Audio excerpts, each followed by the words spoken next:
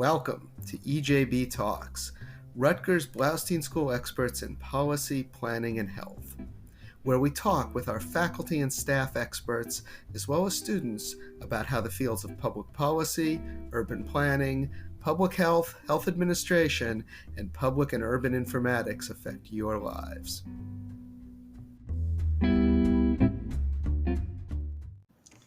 Welcome to EJB Talks. I'm Stuart Shapiro, the Dean of the Bloustein School, and the purpose of the podcast is to highlight the work of my colleagues and our alumni in the fields of planning, policy, and health, and the work they're doing to make the world a better place. Today, I'm speaking with one of our accomplished alumni from our world-ranked urban planning program, Leah Furey Bruder. Welcome to the podcast, Leah. Thank you very much. I'm happy to be here, Stuart. So let's start with origins. How'd you become interested in urban planning? Well, let's go way back. I did my undergraduate degree at American University in the School of International Studies. So while I was there, I expected my career to go down the path of international development or foreign policy. And while I was in DC, I did a number of mini internships at the State Department, Voice of America, the White House. And, I became more interested in international development. And then I began a Master of Public Administration at Rutgers. And while I was in that program, I worked at briefly as a sort of like an intern at a nonprofit in Camden that was working on housing rehabilitation and community development work. And that was really my first introduction to city planning, neighborhood planning domestically. I had always had my focus on doing international work, and I really didn't know anything about city planning or community development. But my father was a builder, so I had a little bit of understanding of that world. And then once I started working at the nonprofit in Camden, it kind of gave me a peek into the world of city planning. And at the same time, I started noticing and taking particular note of suburban places that didn't have much character, like shopping centers that could just sort of be repeated, like picked up and put into another place and you wouldn't know where you were. And I started just thinking more about community planning on a local level.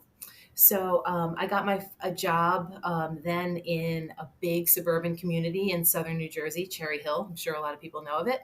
And while I was there, I was working for the mayor, and there was a huge learning curve. It was like trial by fire. I was just put into all kinds of situations that I'd never been in before, and things I didn't know about in the community development office. And I really enjoyed it, but I realized that I still had a lot more to learn. And that is when I started my master's at the Bloustein School. And it took me, a few years. I was doing that part-time while I was working. But from there, I launched into my community development and planning career. Gotcha. And then afterwards, if I'm right, you went back and you did work at least one more small town or one more town here in New Jersey. Talk about that and talk about sort of what you took from the experience of working in Cherry Hill and where you worked after graduation.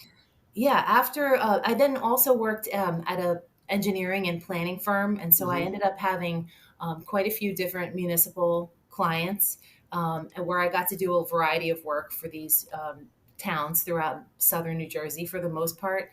I would work with the planning and zoning boards to review development applications, do master plans, worked with them on environmental resource inventories and, kind of the broad spectrum of planning. And then I took a particular interest in redevelopment planning. So I worked again with a number of different towns throughout New Jersey for several years. And I also got involved with working for some private developers on development projects that they were working on throughout southern New Jersey. And I ended up landing, one of my main municipal clients was a big town in southern New Jersey, Evesham Township, otherwise known as Marlton. Okay. And I ended up working in-house there for several years, and I did all manner of municipal planning there.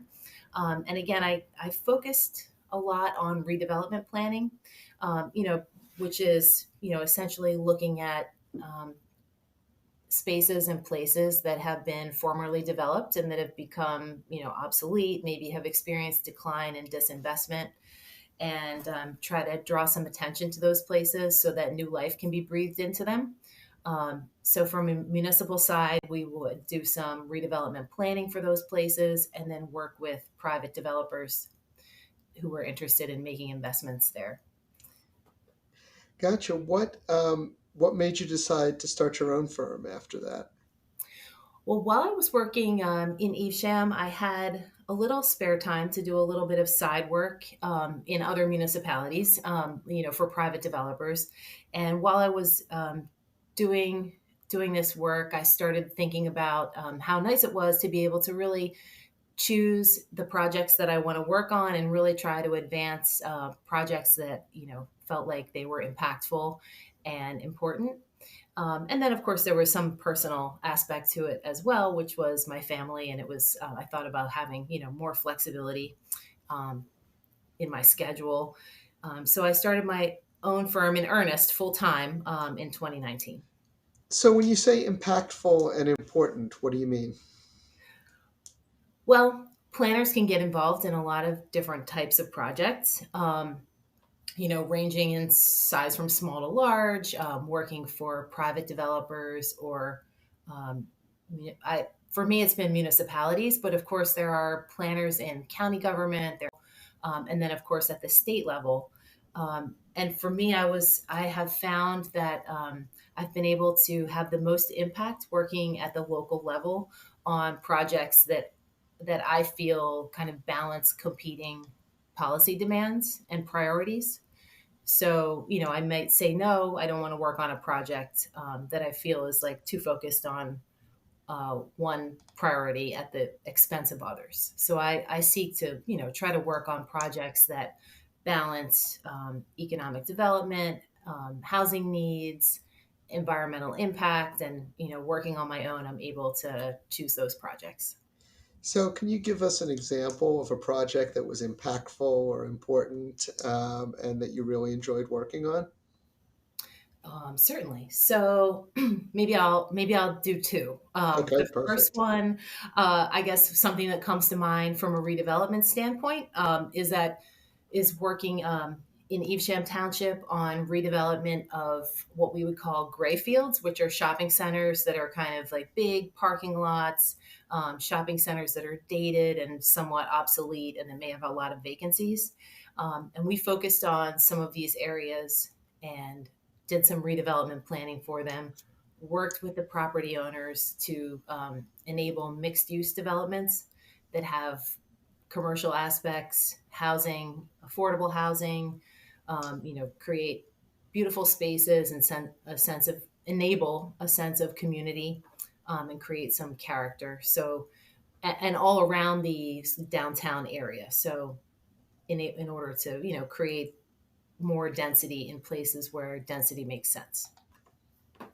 Okay. So that's a redevelopment project that has come to fruition that I worked on that I think was pretty successful, and then another extreme is that I've recently had a wonderful experience working with one of my municipal clients that is a rural town that has focused its policy priorities primarily on the preservation and retention of agriculture and farmland. Hmm. And it's in the farm belt of New Jersey, where there are certainly everything in New Jersey is relatively close together. So when we say it's rural, it's all relative, but it is an area where both the town, the county, and the state have really wanted to focus the preservation of farmland and the agricultural industry. And a developer came along and proposed to build a very large development in the town. And of course, the way that developers often do this is that they use the affordable housing mandates as the driver behind what they're trying to do. Hmm. So they proposed this very large development that would have included some affordable housing. But this was in an area where there is very little infrastructure. There are country roads. There is no water infrastructure, no sewer infrastructure. It's surrounded by primarily other farms. Some of them are preserved, and so the town decided to go to bat against this proposal. And we did end up in court, and there were a lot of there was testimony, there were expert reports, but at the end of the day, the township prevailed because we were able to demonstrate to the court that while there are many competing priorities in planning, always, that everything is interconnected, and we really did, in this case, it did not make sense to focus on one priority, which was affordable housing, at the expense of everything else. When there are decades long history of public investment in the preservation of farmland, and the state plan supports agriculture in this area. It was not efficient to extend infrastructure all the way out to this area where it would basically be leapfrogging development that would break up large areas of contiguous farmland. So in this case, the township did prevail, and this developer did not gain the right to develop in this area. And it really was a big win for those who advocate for preserving agriculture in New Jersey and ensuring that we have a stable base of agriculture. So that I think is something that I worked on recently that was very impactful. So you talked about the interconnectedness and the balancing of priorities. You talked about two very different projects there. When you think about different projects, how do you balance those priorities? How do you say, okay, in this case, affordable housing isn't right for this area, but in this case, it's perfect for this area? What's sort of the thought process you go through? That's a really good question. And I would say that different people would probably answer it differently. In planning, there is some science and some art involved. Mm-hmm. And, we're always kind of evaluating what the various policy priorities are in any one area. And then we have to decide, which ones take precedent given the specific context. And usually I would say in a local context, we take our cues sometimes from the elected officials. We understand what their policy priorities are, and so to sort of take those threads and put them together with what we as planners know from the bigger picture, and try to. And again, there's no perfect answer, but in engineering, and I often work with civil engineers. In engineering, there are right answers oftentimes, and there are wrong answers. There's math and there are physics, and engineers come up with solutions that are more physical based, whereas planners have to be mindful of all of that, but also have to think about the bigger picture. In planning, everything is interconnected, so we're always thinking about the physical space, the character of the area, maybe the history of an area, design, the need for open space and environmental protection. We're thinking about all these competing priorities at once, and we really just have to take all the context into consideration, and look at the history of planning in the place as well. How much politicking is there? In other words, you're trying to do some sort of educating, of course, about requirements and what has to be done and what good planning would dictate. But I'd also imagine you run up against competing values a lot of the time. And how much of that is a challenge in the work you do? It's a big challenge, because, I speak from my experience, which is primarily at the local municipal level.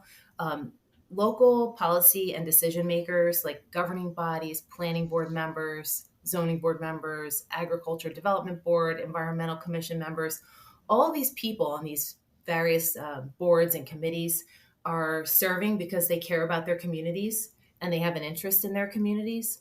But for the most part, professionally, they're involved in something else. They're serving Right. as volunteers.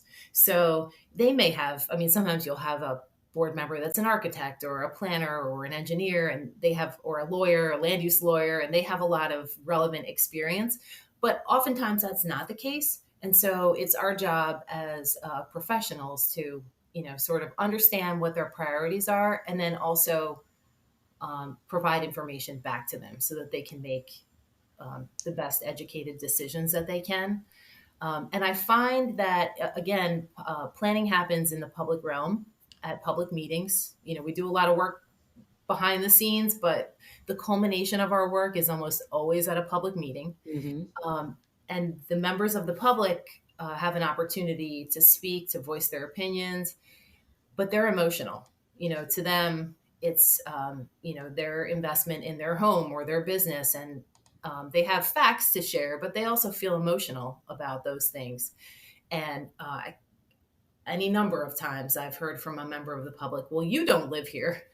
And it's true, I don't, but I also have been doing this, professionally for some time. And I've learned how to sort of like sift out what are the emotions and what are, the factors that come into play for policy making. Great. Yeah, I'm sure that takes a lot of work. So what, sort of given all of these aspects, all this interconnectedness, all these challenges, what message would you give to our students? Well, I would say to get experience in a variety of settings if you can, and to always know what you don't know. A lot of times we gain our expertise, but we always have, I think in planning especially, because we're taking so many factors into consideration, we also have to weigh the expertise of others. And so we always have to acknowledge what we don't know. And then to know that, there are good guys and there are bad guys in terms of stakeholders, but most people are somewhere in between. And, we need to find a way to balance everyone's interests in order for the public interest. So that's kind of like the balancing test that we're always working on. We have municipal interests, private interests, any number of different special interest groups are interested in land use and community development. And it's our job to sort of facilitate and try to bring them together. And I think that's when we find the most success. Well, I'm going to wrap up, but boy, you left me wanting to hear more about the good guys and the bad guys. Maybe the subject for the next time we have you on. Leah, thank you so much for coming on today. All right. Thank you for having me. Also like to give a big thank you to Tamara Swedberg and Karen Olson, who worked to make the podcast a reality. We'll be back in a week or two with another session of EJB Talks. Until then, stay safe.